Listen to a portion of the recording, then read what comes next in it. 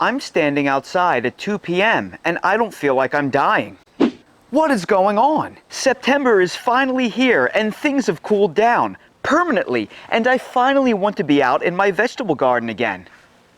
You still have stuff growing in your vegetable garden so you can enjoy this beautiful weather, right? Well, on today's video, I'm going to share with you all 10 awesome crops you can start from seed right now in September.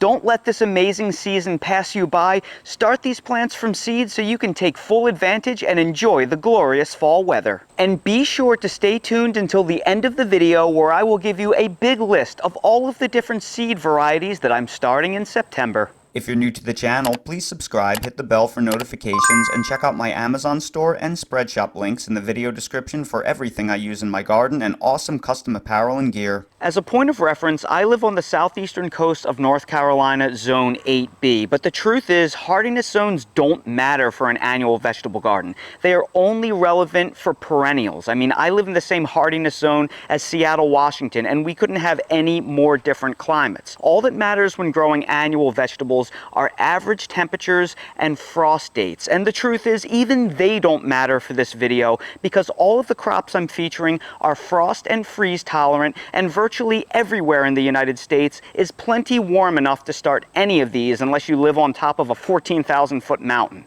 Translation, you don't have any excuse to not start any of these. So let's get into it. And while everything I'm featuring in this video is cold tolerant, you can really up your game by doing something like building a very simple PVC hoop house over your raised bed gardens or your individual rows. I'll link to a video both above and down in the video description that will show you how to do this. These can be built in as little as 30 minutes using basic 1/2-inch PVC electrical conduit from Lowe's or Home Depot, and the versatility is incredible. You can start them off with insect netting in the fall when there's still bugs out, and then you put agricultural fabric over top of them in the middle of the winter, and you can get dramatic frost and freeze protection, and you can grow these things all winter long, even down to zone 6, maybe even zone 5, some of these crops. Crops 1 and 2 that you should plant from seed in September are carrots and beets, and at first glance it may seem strange to lump these two crops together in the same category, but that is because they are root crops that have a very special property. All root vegetables contain a natural blend of sugars, starches, and fibers. However, their ratios are not set in stone. And what makes carrots and beets so interesting is temperature plays a huge role in the ratio of starches to sugars. You see, when your beets and your carrots mature in the very warm weather, they tend to have a high ratio of starches to sugars, meaning they're not all that sweet.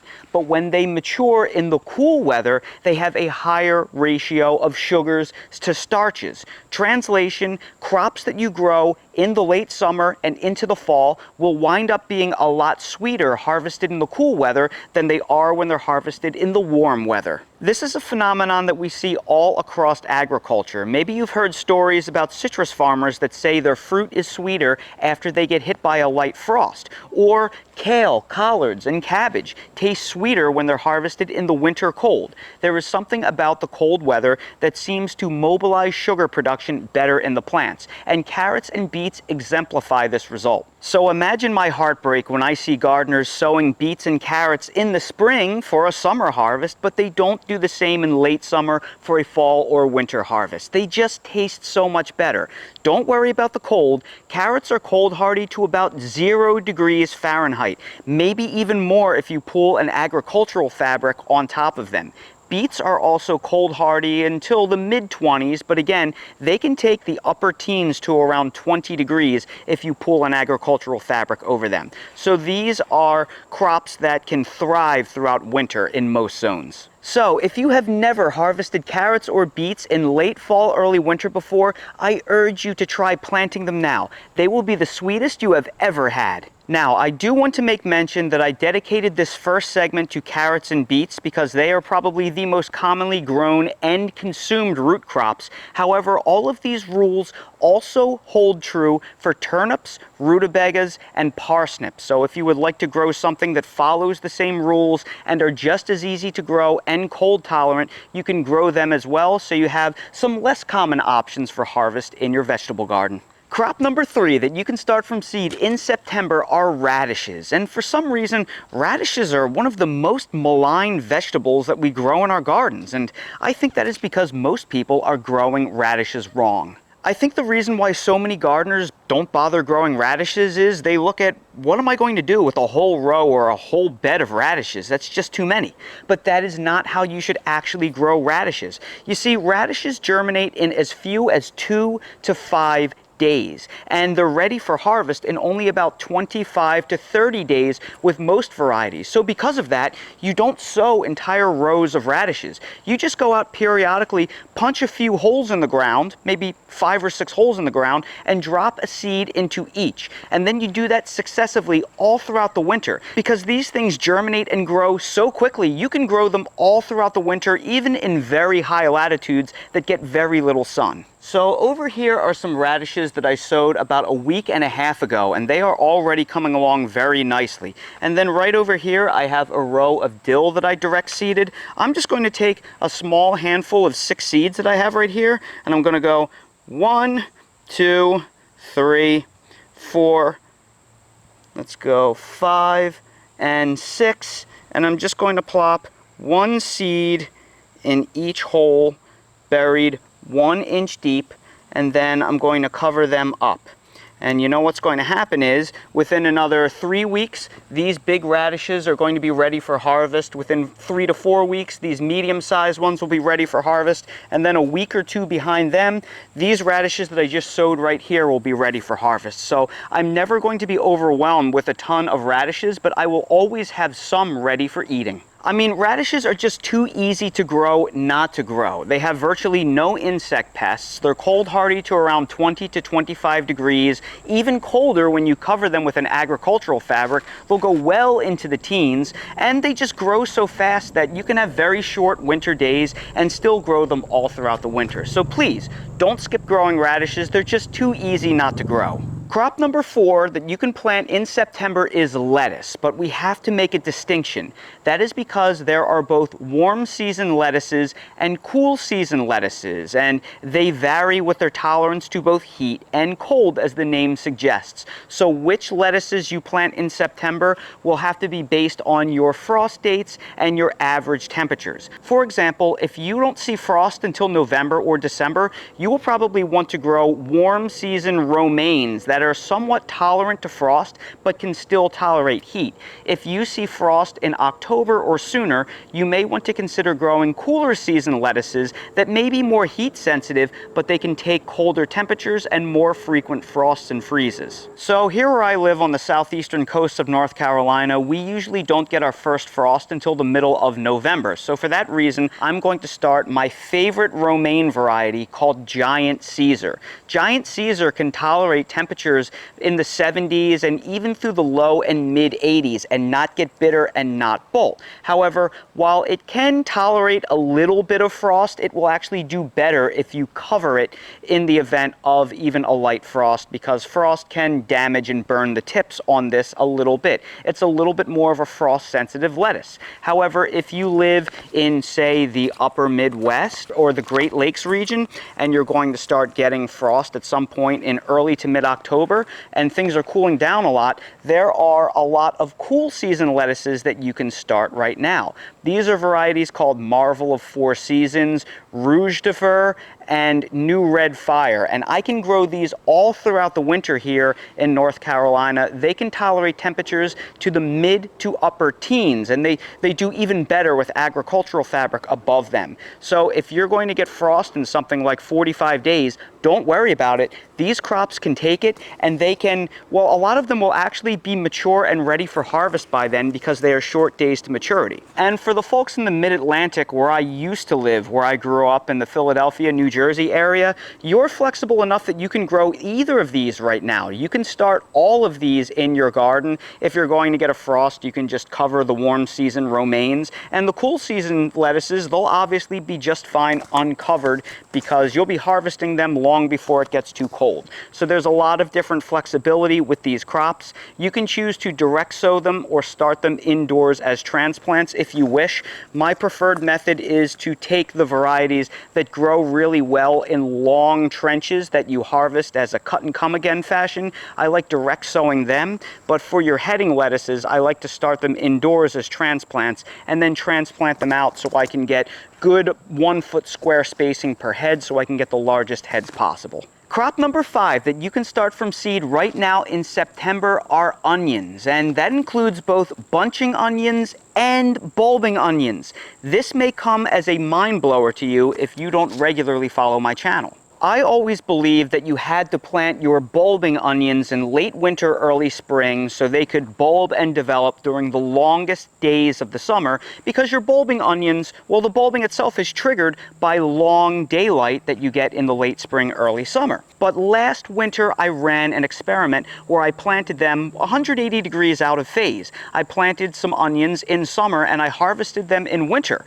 And what I got were beautiful onions. They weren't quite as big as my summer harvested onions, but they were still absolutely fantastic. And even better, they sailed through the coldest winter I have ever faced here on the southeastern coast of North Carolina. We had 5 nights in the teens, 3 inches of ice and snow. It buried all of the bulbing onions and they emerged just fine with no damage, even though I didn't cover them. So this year I am doubling down on the experiment. I have a big pot full of Texas early grano short day onions that I have planted right here that are going to go out in my garden. Now, I do have to say that if you want them to bulb properly in the short days of winter, you probably are going to have to choose a short day variety. A long or intermediate day variety is not going to work out for you. So consider that. However, I am very confident now that if you live in zone 7 or warmer, onions are a real possibility throughout the fall, deep into winter, maybe harvested in next late winter or spring.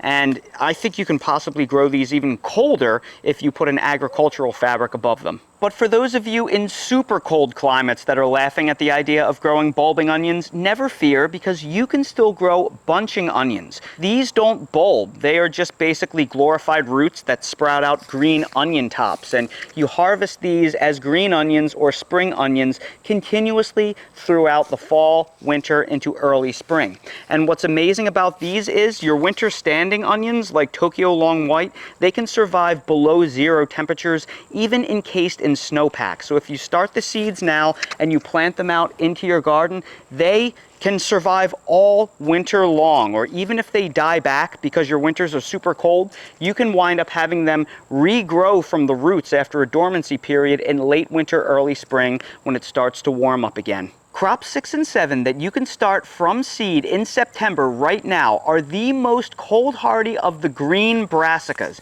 and that is collard greens and kale. Everybody knows kale. We're all incredibly familiar with it. We know it's cold hardy. Kale can tolerate cold all the way down to 0 to 10 degrees Fahrenheit, even colder underneath an agricultural blanket. But here is something that most people don't know.